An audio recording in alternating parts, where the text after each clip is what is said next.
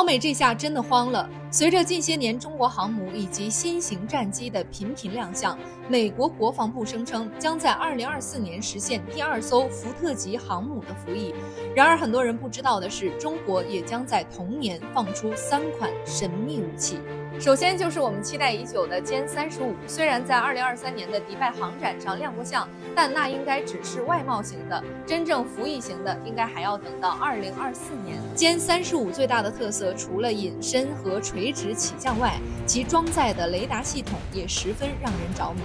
与传统的雷达相比，有源相控阵雷达系统具备了更高的灵活性，可以实现对目标的精准探测和跟踪。简单说就是游戏中开了锁头挂，并且还带了上帝视角开全图，而对方的雷达显示器却看不到我们。这在将来应对突发情况时，可以为我军占据巨大的优势。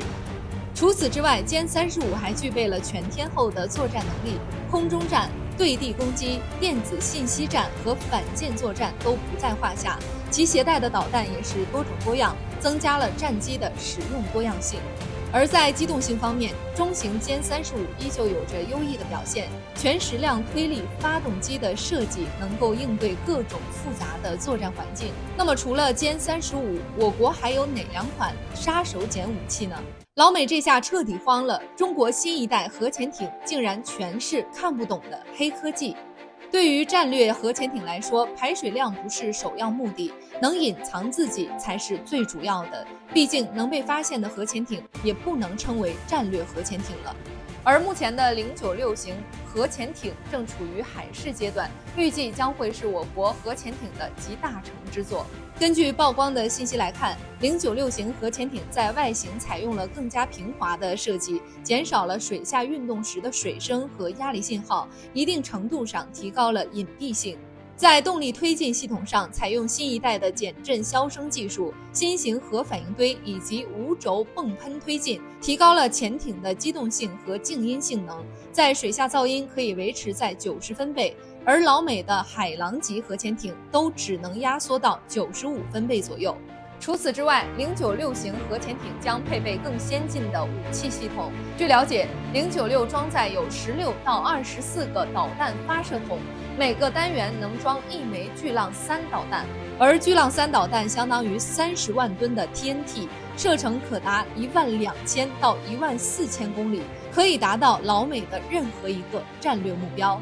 可以说，这款核潜艇超越美国的海狼级核潜艇，那只是时间的问题。那么除了以上2款黑科技，还有哪一款秘密武器呢？福建舰的亮相使中国航母的战力和技术从世界第4升至世界第2。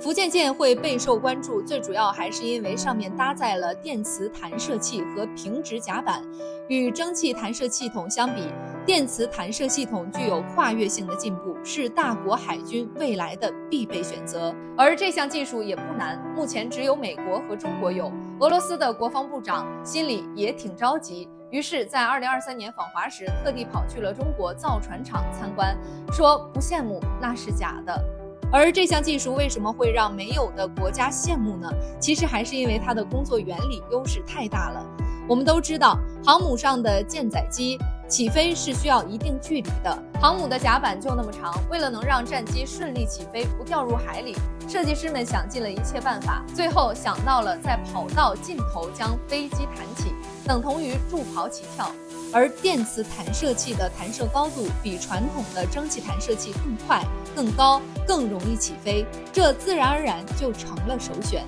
其次，相对于滑跃式甲板来说，平直甲板的作战能力更强。滑跃式甲板因为舰首甲板弧形上翘的原理，可以使战机增加向上的动力，但对战机的推重和飞行员的操作技术有着极高的要求。同时，受造型影响，滑跃式甲板能停放的战机就少了。换句话说，就是30个人和10个人比拔河，自然是人多的一方优势更大。而在建国初期，我军经历了严重的火力不足恐惧症，自然不能在这方面落后。于是就有了后来的军工大爆发，别人有的我们都得有。中国海军也就成为了仅次于美国拥有3航母战斗群的世界第2海军强国。